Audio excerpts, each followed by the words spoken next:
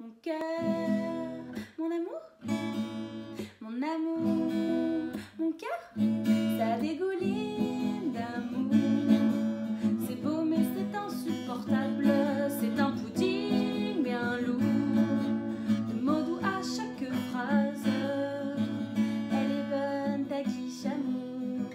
Mon cœur, passe-moi la salade, et ça se fait des mamours. Se donne la béquille à table, ce mélange de sentiments aromatisés aux fines herbes me fait sourire gentiment et finalement me donne la gerbe. Elle est couple. Bonjour. Ah ça va, on fait un thème sur l'amour, je peux bien chanter une chanson d'amour. Bon, le cours de français c'est tout de suite. Bonjour les quatrièmes et bienvenue dans cette deuxième séance dans notre séquence des roses et des épines.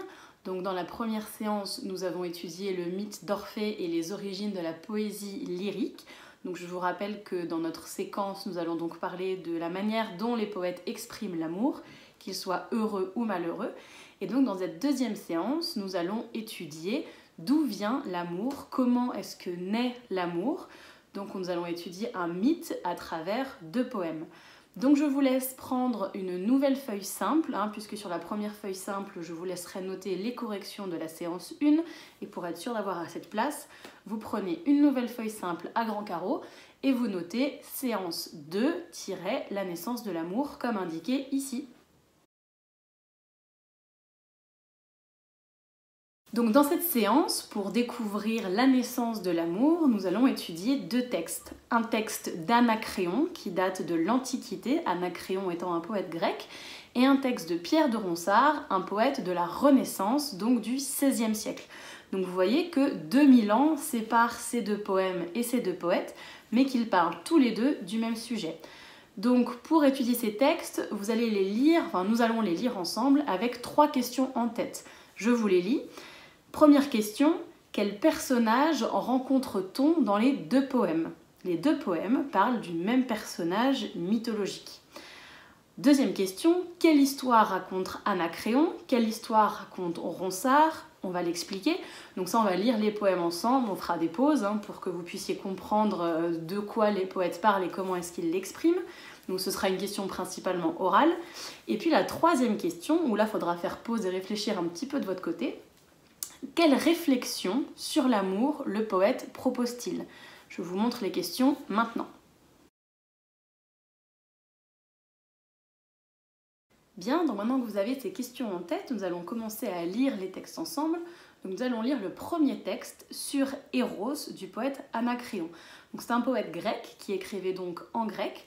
Donc la traduction française fait que l'on perd un petit peu de la poésie et qu'on perd un petit peu des rimes. C'est pour ça que là vous avez un texte en prose. Mais je vous rappelle que la prose fait aussi partie de la poésie. Je vous mets le texte maintenant sur votre écran, mais vous pouvez aussi le retrouver en version PDF dans le mail que je vous ai envoyé.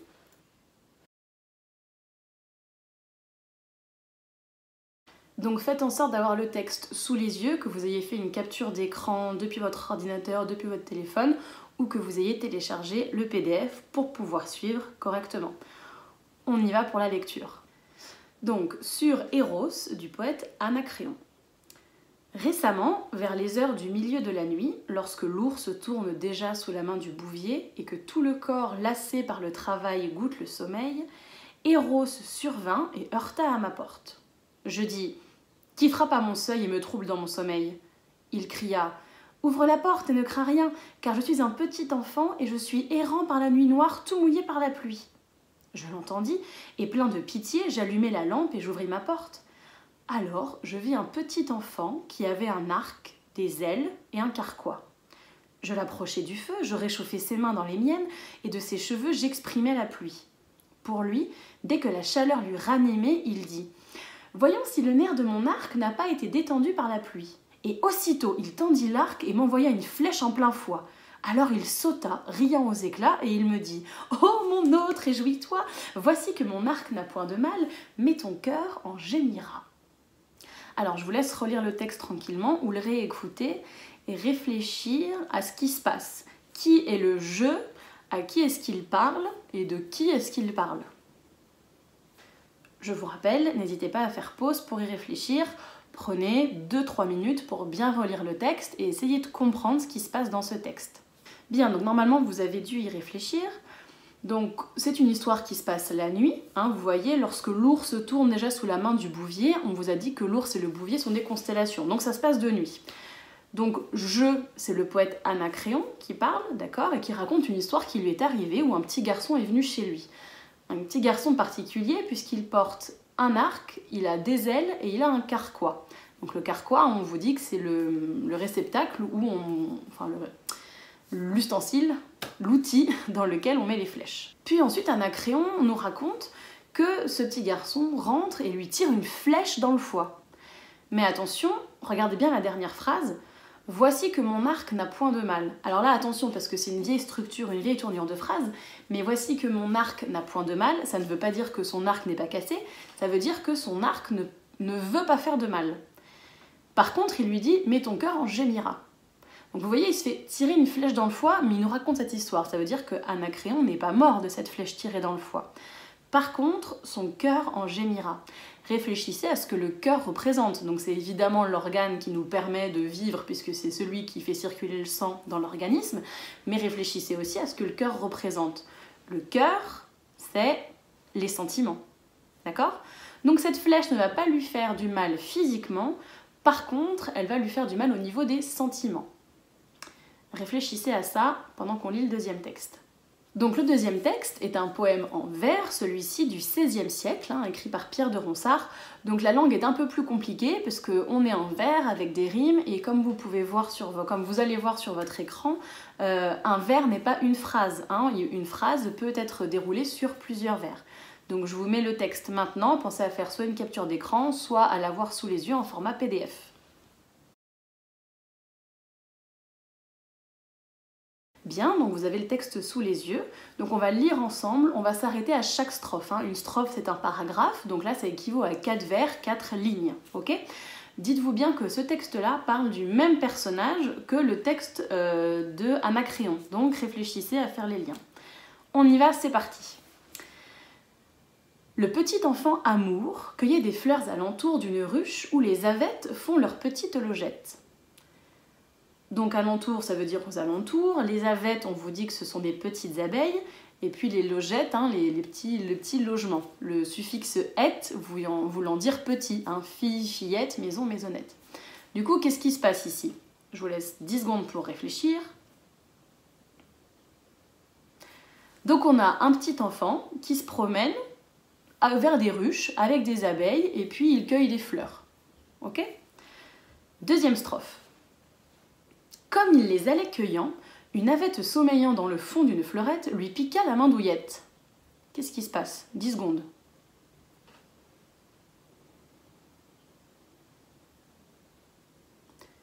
Donc il était en train de cueillir des fleurs. Il y avait une petite abeille qui dormait dans le fond d'une fleur et qui lui piqua sa main. Donc il a cueilli une fleur, boum, piqué par une abeille. Troisième strophe. Sitôt que se vit piquer, « Ah, je suis perdu !» se dit, et son courant vers sa mère lui montra sa plaie amère. Donc il pense qu'il va mourir, et donc il court vers sa mère pour chercher du réconfort. Quatrième strophe. On ouvre les guillemets, donc là c'est le petit enfant qui parle. « Ma mère, voyez ma main !» se disait Amour tout plein de pleurs. « Voyez quelle enflure m'a fait une égratignure !» Alors là, attention. Là, vous verrez que les mots classiques ne sont pas du tout interprétés de la même manière de la manière dont on s'en sert à l'heure actuelle.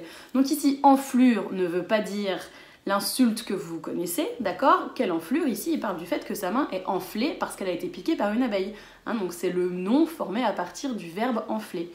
Donc ici, il va se plaindre à sa mère pour lui montrer, enfin en tout cas en pleurant, l'enflure qu'il a, c'est-à-dire la piqûre d'abeille qu'il a eue à cause de l'abeille. Cinquième strophe. Alors Vénus se sourit et en le baisant le prit, puis sa main lui a soufflé pour guérir sa plaie enflée. Alors là on apprend quelque chose d'intéressant. Qui est la mère du petit enfant? Vénus. Vénus, qui est Vénus? Alors Vénus c'est le nom latin, Aphrodite c'est le nom grec. Je vous laisse mettre pause, réfléchir, ou éventuellement chercher sur internet. Donc Vénus ou Aphrodite, c'est la déesse de l'amour. de la beauté également, mais de l'amour. Donc vous voyez que là, les deux histoires concernent l'enfant de la déesse de l'amour. Je devrais vous mettre un petit peu sur la piste. Donc Vénus sourit et en le baisant le prit. Donc là, vous voyez que de nouveau, on a un verbe qui a complètement dérivé de son sens original dans le monde dans lequel on vit. Donc ce n'est pas du tout le verbe vulgaire que vous connaissez. Le verbe baiser veut dire embrasser. Donc ça, vous le retrouvez dans énormément de textes, vraiment dans son sens original de embrasser. Donc sa mère lui embrasse la main et lui souffle sur la plaie. Donc elle lui fait ce qu'on appelle à l'heure actuelle le fameux bisou magique que toutes les mamans font à leurs enfants quand ils se sont blessés. On passe à la colonne d'après. On en a la 6e strophe. On ouvre les guillemets, donc là, Vénus qui parle, la mère. Qui t'a, dis-moi, faux garçon, blessé de telle façon? Sont-ce mes grâces riantes de leurs aiguilles poignantes? Donc là, vous apprenez que les grâces, ce sont les couturières de Vénus, celles qui cousent les robes de Vénus. Donc là, la mère lui demande simplement si il s'est piqué avec les aiguilles de ses couturières. Tiret, boum, on change de personnage qui parle, le petit enfant s'exprime. Nenni, c'est un serpenteau qui vole au printemps nouveau avec 2 ailerettes, ça et là sur les fleurettes. Alors qu'est-ce qu'il est en train de décrire l'enfant ici? Un serpenteau au printemps nouveau, avec 2 petites ailes sur les fleurs. Il parle de l'abeille, il décrit une abeille avec son vocabulaire d'enfant. Boum, tiret, on change de personnage, Vénus qui parle. Ah, vraiment, je le connois, dit Vénus. Les villageois de la montagne d'Hymette le surnomment Mélissette. Mélissette, on vous apprend que ça vient du grec mélissa, qui veut dire abeille. Donc là, Vénus lui dit, ah bah oui, je vois très bien de quoi tu parles bien d'une abeille. Et là, vous voyez, les guillemets ne se ferment pas après Mélissette, donc c'est Vénus qui continue de parler, vous voyez, jusqu'à la fin, les guillemets se ferment à la fin de la toute dernière strophe. On va lire les 2 strophes suivantes ensemble parce que vous voyez que la phrase ne s'arrête pas à la fin de la strophe. La phrase va jusqu'à la fin, aller sur 8 vers. Donc concentrez-vous bien, on y va. Donc sa mère ajoute. Si donc un animal si petit fait tant de mal, quand son haleine et poinçonne la main de quelques personnes, combien fais-tu de douleur au prix de lui dans le cœur de celui en qui tu jettes tes amoureuses sagettes? Alors on y va. Et poinçonne, on vous dit que c'est toucher, piquer, d'accord? Les sagettes, ce sont les fléchettes. Donc c'est donc, et puis au prix de lui, comparé à lui. Donc sa mère lui dit, la mère dit au petit enfant, si donc un animal si petit fait tant de mal, donc l'animal si petit, c'est l'abeille. Donc si un animal aussi petit qu'une abeille te fait tant de mal, quand son haleine et poinçonne, donc quand son dard pique, la main de quelques personnes, la main de quelqu'un. Donc si une abeille te fait toi tant mal quand elle te pique avec son dard, combien toi fais-tu de douleur comparé à cette douleur-là dans le cœur de celui en qui tu jettes tes amoureuses fléchettes? Donc on apprend que là le petit enfant il a des fléchettes avec lesquelles il tire pour faire tomber les gens amoureux. Donc le personnage dont on parle c'est Cupidon, bravo! Vous l'aviez trouvé chez vous, j'en suis sûre, tapez 1 si c'est le cas. Donc effectivement, on a 2 textes qui parlent de Cupidon. Et donc vous voyez qu'on a les 2 versions. Donc Cupidon, c'est le nom latin, Eros c'est le nom grec, Eros on dit aussi que c'est le dieu de l'amour, etc. Mais donc vous avez 2 textes qui nous racontent l'histoire de Cupidon. Donc là, oralement, nous avons répondu aux questions 1 et 2, quel personnage rencontre-t-on et puis quelles histoires racontent Anacréon et Ronsard. Donc ça, vous aurez la correction écrite en bleu que vous pourrez recopier dans votre cours. Donc on va s'intéresser maintenant, pour terminer, à la 3e question. Quelle réflexion sur l'amour le poète propose-t-il? Ou en tout cas, les poètes. Donc ici, avec la présence de Cupidon, la manière dont il agit, la manière dont l'amour, du coup, agit, qu'est-ce que cela nous dit sur l'amour? Donc, vous voyez qu'ici, on a quand même 2 phrases intéressantes. Regardez la dernière phrase du premier poème, et puis même la dernière strophe du deuxième. Je vous les relis. « Voici que mon arc n'a point de mal, mais ton cœur en gémira. » Dernière strophe du poème de Ronsard. « Combien fais-tu de douleur au prix de lui dans le cœur de celui en qui tu jettes tes amoureuses sagettes ?» Il y a quand même 2 mots qui sont intéressants, qui appartiennent au même champ lexical. On retrouve évidemment le champ lexical de la douleur, avec gémira et douleur. Donc qu'est-ce que ça nous dit sur l'amour? Faites pause, réfléchissez 10 secondes. Donc vous avez fait pause, j'ai confiance en vous. Donc ici, cela nous montre que l'amour ne vient pas sans douleur, sans souffrance, d'accord? Souvenez-vous du titre de la séquence que nous avons cette fois, des roses et des épines. La rose étant l'aspect du pétale, doux, soyeux, agréable, et puis les épines qui par contre, elles, représentent la douleur. Donc ici, selon ce mythe et donc selon les poètes, la façon dont ils le retranscrivent, l'amour ne vient pas sans douleur, sans souffrance. Je vous laisse réfléchir chez vous si vous êtes d'accord avec ce principe-là, et puis vous pouvez m'envoyer un mail, ou vous pouvez mettre en commentaire si vous voulez pour dire si vous êtes d'accord avec ça ou pas. Non, je crois que les commentaires ont été désactivés. Donc vous le mettrez soit par mail ou peu importe, en tout cas réfléchissez dans votre tête à vous dire est-ce que vous êtes d'accord sur le fait que l'amour fait forcément souffrir ou vient forcément avec la souffrance. Je vous rappelle que Cupidon, le mythe de Cupidon est donc un mythe et qu'il nous pousse à nous questionner aussi sur notre vie à nous. L'intérêt des mythes, c'est qu'on parle de grandes histoires, mais qui concernent chacun d'entre nous dans notre quotidien. Ok ? Donc première chose, l'amour vient avec la souffrance. Deuxième chose, sur le fait de tomber amoureux. Qui fait tomber amoureux les humains ? Cupidon. Donc si c'est Cupidon qui décide sur qui il va envoyer telle ou telle flèche et sur qui va tomber amoureux de qui, qu'est-ce que ça nous dit sur notre pouvoir ou notre impuissance dans le fait de tomber amoureux ? Ma question c'est, selon ces deux poèmes, est-ce que l'on choisit de tomber amoureux ? Je vous laisse réfléchir, pause si besoin. Donc non, évidemment ici, on a deux poèmes, en tout cas le mythe de Cupidon montre que finalement, amoureux, tomber amoureux, c'est pas un choix. C'est quelque chose que l'on n'explique pas. C'est quelque chose qui nous tombe dessus.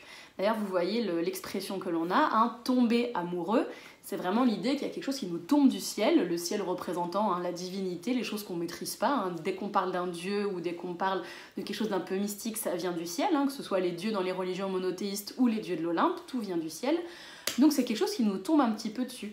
Et vous voyez la métaphore du verbe piquer, d'ailleurs c'est une expression que vous utilisez beaucoup là maintenant à votre âge, dire ouais il m'a piqué ou je suis piqué de telle ou telle personne. La grande poétesse Marwa Loud, n'est-ce pas, dans ses chansons en parle notamment, si vous êtes familier avec, c'est de l'ironie ici, si vous êtes familier avec ses chansons, mais en tout cas l'idée de piquer, on le retrouve encore à l'heure actuelle. Donc ici, ce qui est intéressant dans ces deux poèmes, c'est qu'on voit les deux aspects, deux penchants de l'amour qui vont être plus ou moins ensuite développés et qui nous concernent plus ou moins tous. C'est que l'amour peut et en général va avec l'idée de souffrance, et c'est qu'aussi on ne choisit pas de tomber amoureux. Et on peut clore cette séance sur une citation de Pascal, très célèbre, « Le cœur a ses raisons que la raison ignore ». Donc je pense que vous avez tous déjà et toutes entendu peut-être cette citation. Si ce n'est pas le cas, c'est chose faite. Mais vous voyez bien que ici, le cœur a ses raisons que la raison ignore, montre bien que parfois notre cœur prend des décisions ou fait des choix qu'on est incapable d'expliquer concrètement et raisonnablement. Mais par contre, on ne peut pas s'empêcher de ressentir ces choses-là.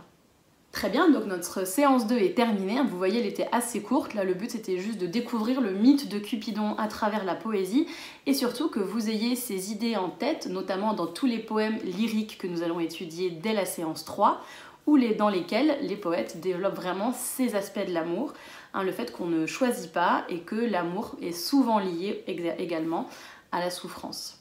Mais écoutez, merci pour votre attention, je vous souhaite une excellente journée ou une excellente soirée en fonction de l'heure à laquelle vous visionnerez cette vidéo et on se retrouve très vite pour la séance 3. Au revoir!